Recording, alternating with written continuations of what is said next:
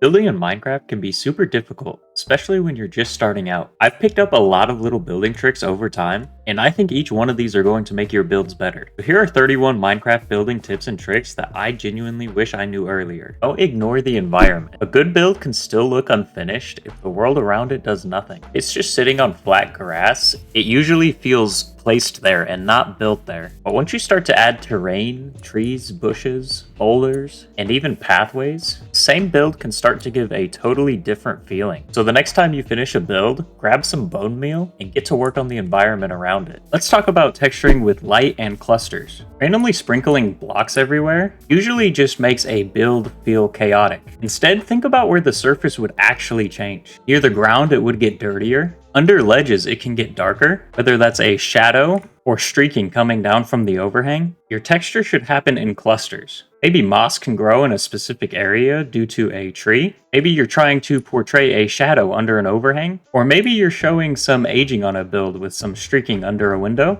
When you're thoughtful about your texture and you do it in clusters, you get a way different result. Try to force yourself to be able to explain why something is textured the way it is. Tip number 3 is to use trapdoors. A lot. They're one of the easiest ways to add detail without adding clutter. They can make great planters. They can help add structure to your pillars and hide light sources. They can work as really nice shelves in an interior.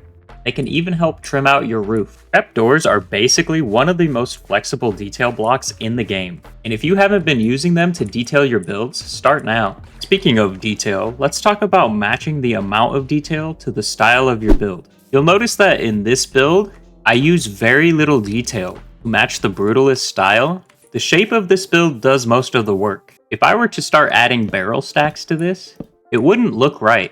Rustic builds are the opposite, and they can hold a lot more variation. And industrial or steampunk builds work best when the detail feels functional. Pipes and vents, gears, chimneys with smoke, things that look like they belong and actually have logic behind them. So don't just ask yourself, does this detail look good? Consider whether or not it fits the style you're building in, and if you're using the correct quantity.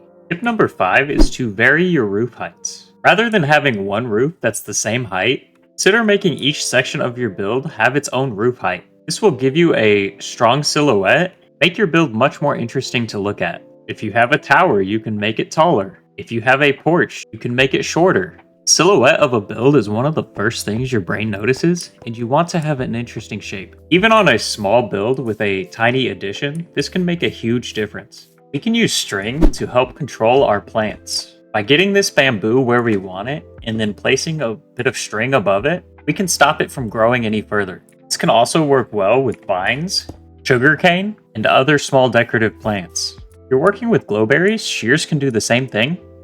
This can really help you get the desired length you want for your plants and stop them from growing too far. My next tip is to lay out your interiors before you put anything in them. Start by asking what needs to fit in this room, and then make sure you leave plenty of walking space. Being able to comfortably walk through your interior is one of the most important things. If your layout works well, it can set you up to make a really nice interior. My next tip is to lean into your creativity a little more and try using some abnormal blocks. You can see I use barrels here for the bottom of my wall, and I use composters here. Even though composters don't belong on a wall, it can give it a nice wooden trim look. The bottom of smithing tables looks really nice and can be used as a ceiling design. Looms can work for this as well. Hanging signs can be used as railings, and so can lecterns. In Minecraft, we have a lot of unique blocks and textures, so lean into your creativity and try some out. Our next tip is to connect your builds with paths. When a structure sits alone, it looks like it wasn't planned. But once we start to add paths, it can make the build start to look like it belongs there. Giving it a path can make it feel more real, and even help draw the eye to the entrance of your build. If the terrain breaks the connection of your builds, consider adding a bridge. You can have the same build, but get a totally different sense of place and belonging. So get out your shovel and start making your builds feel like part of the world. Tip number 10 is to try to use an odd number of blocks when you can. Especially on small to medium builds, this will give you one clear center and middle point. Creating these middle points can make your roofs and windows so much easier to do. Almost all of my builds will intentionally use odd numbers at some point, and it's a tiny planning choice, but it can make a huge difference. and it gives us an amazing point of symmetry to work off of. My next tip is to use more barrels, a lot more than just as storage. Barrels are one of the easiest ways to make a space feel functional. Whether it's with some exterior clutter, interior storage in a basement, or just filling awkward little spaces without looking random, barrels can really make your build feel lived in and just have so many different uses in this game. We can use them as pillars and turn this boring wall into something much more interesting to look at. I have even used them to add some texture to floors before. Now let's talk about shelves. The newer shelf blocks are one of the easiest ways to add details to your builds. Whether it's with interior furniture designs or exterior trim pieces, shelves also have a million different uses in this game, and learning how to use them can level up your building. The next tip is to make sure that your foundation of your wall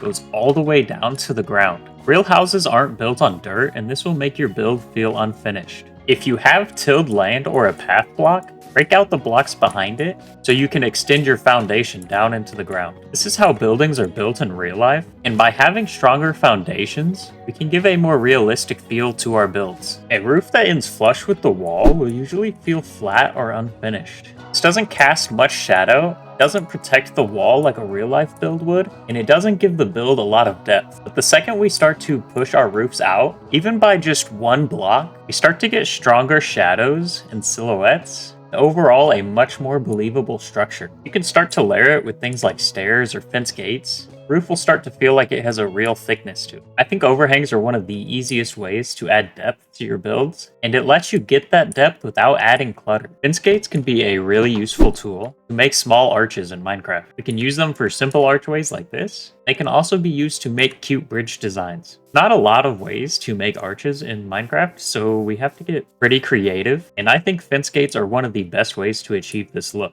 Don't leave your interiors as just flat spruce planks. When you spam spruce planks, you miss a lot of opportunity to incorporate ceiling designs and floor designs. These are two of the biggest surfaces in your interior, and if you just leave them bare with no pattern, your whole interior will feel unfinished. Even very simple floor designs can elevate a build. Just like we talked about earlier, this is another good opportunity to use those abnormal blocks. There are probably a million different ceiling designs and floor designs. So just be sure that before you call your interior finished, that you look up and down, because adding a floor and ceiling design might be exactly what you need to take your interior to the next level. Let's go over some interesting uses for stained glass. I typically like to use stained glass to show off little particles or effects in builds. This chimney has bubbles coming out of it, and I can fade that effect out by using small glass panes and create some of the bubbles by using stained glass. I use the same kind of effect for this standard chimney smoke, and you can tell it gives it a more realistic smoke look. I even use it here as tree leaves. From a short distance, this can help make this tree look really good. If you use gradients, another useful trick is to use stained glass to blend blocks together. You can notice that we have a pretty big contrast between these two blocks, but if we use some glass panes and step back, blocks on the right blend much better together than the blocks on the left. There are so many uses for glass in this game, and frankly, I think it's one of the most underrated blocks when working with colors. If you are new to texturing, there is a method that can help you start out. You have a 3x3 space of one block. Try breaking it up with a similar block, and if you're just starting out, this is a great rule to try. This rule can also be applied to interior spaces, and using this 3x3 rule for both those applications can instantly level up your building skills. Trees can be a very important addition to your builds in Minecraft. A build in a wide empty space can feel super isolated, even if the build itself is good. Just adding one tree can start to make a build feel like it belongs. But one of my favorite things to do with trees is to frame your builds with them. Trees can act almost like a picture frame, which can take your builds to a whole nother level. Framing your builds like this is really pleasing to the eye and gives it a more finished feel. Tip number 20 is to add depth to your walls. Flat walls are one of the fastest ways to make a build feel boring. Even if your colors are good and the roof is decent, flat wall will still feel boring. Once we recess this window by half a block with glass panes, we push out the structure by adding beams and overhangs. We add some ledges with shelves and bring out a block of depth with a planter. We start to get depth on this wall and some shadows. We can push blocks in or pull blocks out to add depth, but we can also add depth just through texture. lighter blocks looking closer and darker blocks seeming further away. If your walls feel boring and you can't figure out why, consider looking at the depth first. Let's talk about making our builds functional. Whether it's an interior or the building as a whole, you should tie it to a function. The building behind me was meant to be a super smelter, and by giving it a function, designing this large chimney was so much easier. When I'm doing an interior, I will literally go into the functional blocks tab and scroll through it because I know the more functional blocks I use, the more I'll use my build. If you plan to put farms inside your builds, building the farm or the functional part last can even give you motivation to help finish your builds. Another game-changing tip is to use reference images. You don't have to copy everything from a reference image. In this build, I used the reference image to get the shape, and that allowed me to practice texturing with various colors and play around. When I'm making trees, I'm almost always looking at a reference image of the type of tree I'm trying to make. Whether it's small trees or mega trees, reference images can be game changers in getting an overall design. For me, one of the best things that reference images can help with is scale. How big your shape should be, how big your windows and doors should be. So the next time you're building, find a reference image and don't go in blind. Our next tip is about using the right level of saturation for your build style. When we use super bright, saturated colors, it can give our build a more cartoonish feel. However, when we want a more realistic build, we can use those same colors but in a more of a muted tone in order to get a more realistic vibe. As we start to move into a fantasy type of build, we can start to use more of those saturated colors again, and it makes sense. Sometimes you'll want to go with a more saturated look, and other times the style you're building in will lend itself to restraint. So make sure you're thinking about the amount of saturated blocks you're using and the style that you're building in. Tip number 24 is to think of blocks as colors rather than materials. When I think of this block as brown rather than a mushroom, I can use it to show aging underneath my window and create a nice looking streaking effect. By viewing them as colors, you can open up your creativity and unlock a whole new range of options. Using wood on this wall might not be logical. Some of you like to only build in materials, but if we do that, then I feel like we're just letting Mojang control what colors we use. Let's talk about planning out our builds. When I used to freestyle my builds, they would end up with a simple or boring shape. But once I started laying out my build beforehand, I could start with simple shapes, maybe one main box, then a few smaller boxes. I could add circles for a taller tower. I could even lay out diagonal builds, which are just broken down into more squares. Planning it step by step allowed me to get much more interesting shapes, add things like porches onto my build, and end up with something like this. Planning out more unique shapes is one of the first steps in leveling up and building, and I highly recommend it. I think campfires are one of the most underrated blocks in the game. They can be used in chimneys to create smoke. They can be used as a nice roof design or a porch build. Put them in your flooring to create some variation. One of my favorite uses is to use them as exterior detail.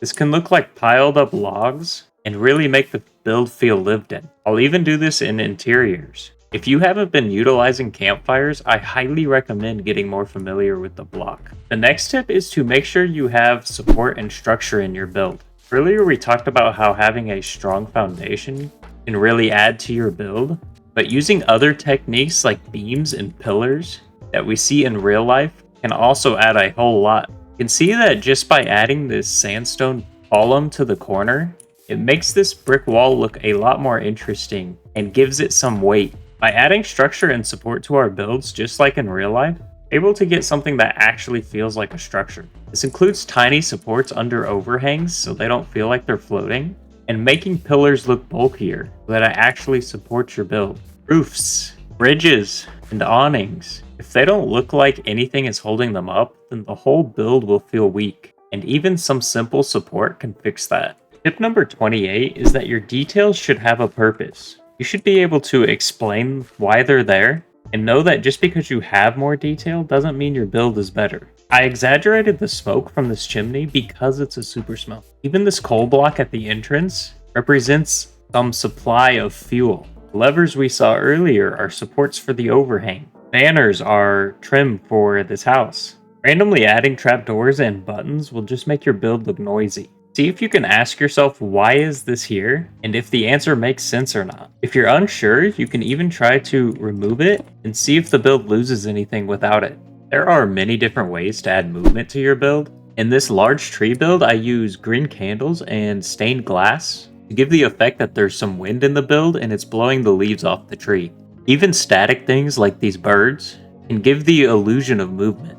Using stained glass for effects like we talked about earlier can also give this illusion of movement. Bubbles here has a very important job of sending the bubbles up the water stream, and that's how we have bubbles coming out of our chimney. These tiny little additions of movement help add to the story and actually add feeling to our build. Even something as small as a villager shopkeeper can give your entire interior a completely different feeling. So whenever I feel like a build is done, I always try to think about how I can add some movement. Some of my favorite things to use in this game are banners. They are way more useful than people think, and it almost feels like your imagination is the only thing restricting you. They can be used as simple decoration patterns outside a home. A white banner inside a block can be used as a kitchen hand towel. It can be used as house trim in medieval builds, and they can even be used to make cool windows. Possibilities for banners are endless, and the sooner you get familiar with them, the better. My last tip is don't be afraid to use mods. A lot of people act like using mods somehow makes your building less creative, and I think the opposite is true. If a tool helps you test ideas faster, or shape terrain more easily and build something you couldn't build otherwise, then it's just removing restrictions on your creativity. The less time we spend fighting the process of building, then the more time we get to spend on design, storytelling, and experimentation. And I think that matters because these tools let us contribute to the community more and show off our creativity a little more. So don't be afraid to play how you want and use the tools that help you make the thing you see in your head. Don't let unnecessary limits become your style. Even if only a few of these tips stick with you, your building is going to get stronger. If you felt like any of these tips were helpful, or if you want to get feedback on your builds, there is a Discord linked below where everyone helps each other get better at building. Thank you so much for watching, and I will see you in the next one.